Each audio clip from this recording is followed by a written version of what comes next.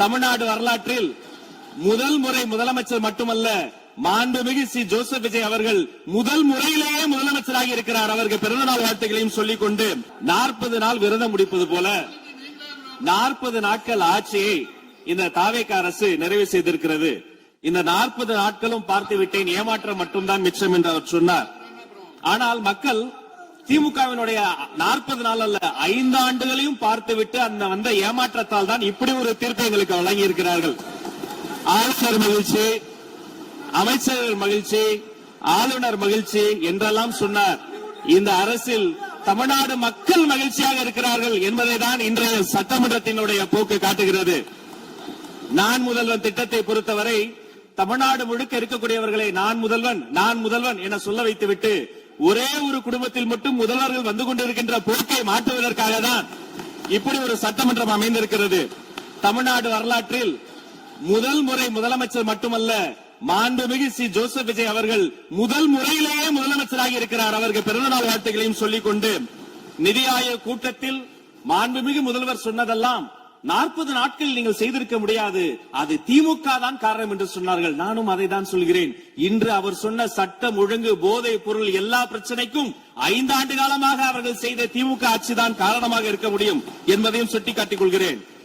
பள்ளி மாணவர்கள், ஒரு கல்வித்துறை அமைச்சர் நான், பள்ளி மாணவர்களினுடைய புத்தக பையிலே அன்றைய முதல்வர் ஸ்டாலின் படத்தை நாங்கள் போடவே இல்லையே என்று பெருமையாக சொன்னார். அப்புறம் ஏன் சார் லேப்டாப்ல மட்டும் அந்த படத்தை போட்டீங்க? நீங்க லேப்டாப்பில் போட்ட படத்தை எங்கள் மாணவர்கள் திண்ணர் வைத்து அழித்து விட்ட காட்சிகளும் சமூக வலைதளத்தில் பார்த்துக் கொண்டுதான் இருக்கிறோம். ஒரு வரியில் சொல்லுகிறேன், கோயில் பிரச்சனையை முத்தமிழறிஞர் டாக்டர் கலைஞரினுடைய வசனத்தையே சொல்கிறேன். நாங்கள் கோயில் கூடாது என்று சொல்லவில்லை, கோயில் கொடியவர்களின் கூடாரமாக மாறிவிடக் கூடாது என்றுதான் சொல்லுகிறோம். தூய்மை தொழிலாளர்களை இன்றே பார்த்து விட்டதாக முன்னாள் முதல்வர் பார்த்து விட்டதாக சொல்கிறார்கள். எங்கள் கேள்வியே அதுதான். 10 நாட்கள் ஒரு வாய் சாப்பிடாமல் உண்ணா நோன்பு இருந்த போது நானும் எனது சகோதரர்கள் அண்ணன் ஆனந்தும் ஆதவம் போய் பார்த்தோமே. இன்று தூய்மை தேவதைகளை பார்க்கிற திரு ஸ்டாலின் அவர்கள் அன்னைக்கு ஏன் சார் பார்க்கல? ரிப்பன் மாளிகைக்கு அட்ரஸ் தெரியலையா? எப்படி போக வேண்டும் என்ற பாதை தெரியவில்லையா? தமிழ்நாடு எத்தனையோ திருடர்களை பார்த்திருக்கிறது.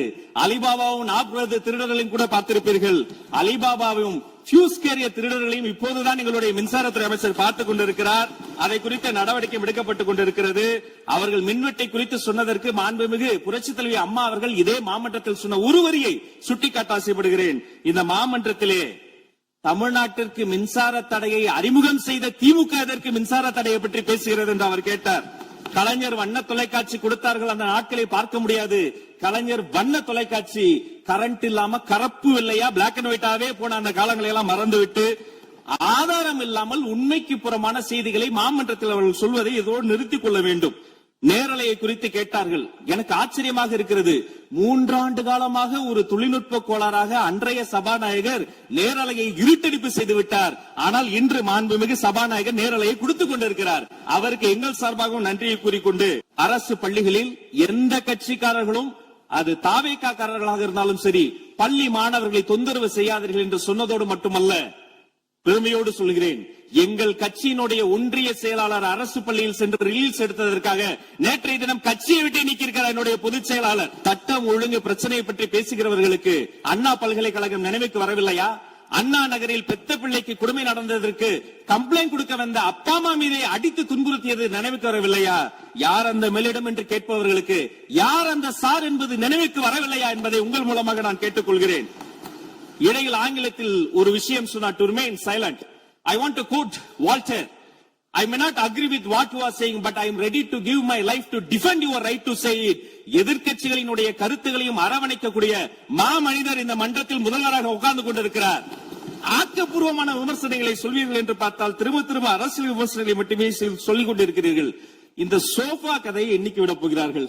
எங்கள் தலைவர் சினிமாவை விட்டாலும் அவர்கள் அட்லி என்கிறார்கள், புஷ்பா என்கிறார்கள், ஜுராசிக் பார்க் என்பார்கள் போல் இருக்கிறது. நான் ஒன்று சொல்லிக் கொள்கிறேன், அந்த சோஃபா அவர்கள் வாங்கியது, அவர்களினுடைய வசதி கருத்து வாங்கியது. மதிப்பிற்குரிய அண்ணன்களை நீங்கள் சிறுமைப்படுத்தக் கூடாது. ஆனால் ஒன்று உறுதி, எந்த காரணம் கொண்டும் பார்க்க வருகிற கூட்டணி தலைவர்களுக்கு மட்டும் பிளாஸ்டிக் சேர் போட்டதை போல சிறுமைப்படுத்தக்கூடிய கட்சி தமிழக வெற்றிக் கழகம் இல்லை என்பதை இந்த நேரத்தில் நான் தெரிவித்துக் கொள்கிறேன். சிங்க பெண்களை குறித்து அன்றே விரிவாக தெளிவாக அழகாக நான் கூறிவிட்டேன். சிங்க பெண்கள் இந்த நாட்டினுடைய தமிழ்நாடு அரசினுடைய பொக்கிஷம். பிரச்சனை அந்த பிரச்சனைக்கான ஒரு சொல்யூஷன்ஸ், அதை எந்த பொலிட்டிக்கல் இன்டர்ஃபரன்ஸ் இல்லாமல் செயல்படுத்தக்கூடிய ஒரு செயல்முறை, பின்பு வரக்கூடிய அந்த வெற்றியை ரோடு போடுவோம் என்று சொல்லி ரோடு போட்டதை காண்பித்து எக்ஸிபிட் செய்து அவர்கள் முன்னோக்கி செல்வார்கள். ஆனா இங்க பொறுத்த வரைக்கும் நாம தமிழ்நாட்டில் இதுவரைக்கும் ஆண்டவர்கள் பிரச்சனையை ஐடென்டிஃபை பண்ணி சொல்லவே மாட்டாங்க. ஏன் தெரியுமா? அந்த பிரச்சனையே அவங்கதான், அவங்களே அவங்களை ஐடென்டிஃபை பண்ணி எப்படி சொல்ல முடியும்? சரி, அதுக்கு பாசிபிள் சொல்யூஷன் சொல்லி பொலிட்டிக்கல் இன்டர்ஃபரன்ஸ் இல்லாம அதை செயல்படுத்த முடியுமா? ஒரு முனிசிபல் கவுன்சிலர் தொடங்கி மாண்புமிகு அமைச்சரினுடைய வீட்டில் இருக்கிறவர்கள் வரைக்கும் கமிஷன் மீது கமிஷன் அடித்து அந்த ப்ராஜெக்டே முடியாது. கடைசியில் எதை விளம்பரம் செய்வது? அந்த திட்டத்தினுடைய வெற்றியா எதை விளம்பரம் செய்வது என்றே தெரியாமல் தங்கள் தலைவரை, அதுவும் ஒரு குடும்பத்தை மட்டுமே வெறித்தனமாக விளம்பரம் செய்து செய்தி விளம்பரத்துறையின் கஜானாவை துடைத்து வைத்து சென்றிருக்கிறார்கள் என்பதை இந்த மாவட்டத்துக்கு தெரியப்படுத்த நான் கடமைப்பட்டிருக்கிறேன். இன்னும் ஒவ்வொரு வரியிலும் ஆக்கப்பூர்வமாக, அறிவியல் பூர்வமாக எதையாவது சொல்வார்களும் நான் தேடி தேடி பார்த்தேன். அவராக 40 நாட்கள் தேடி பார்த்து ஏமாற்றம் அடைந்தார். நான் 40 நிமிடத்திலேயே ஏமாற்றம் அடைந்து விட்டேன். இதை சொல்ல வேண்டும் என்று சொன்னால் ஒரு நகைச்சுவை காட்சியில் சொல்வதை போல அதுல ஒண்ணுமே இல்ல, கீழே போட்டுருங்க. நன்றி சட்டப்பேரவை தலைவர் அவர்களே.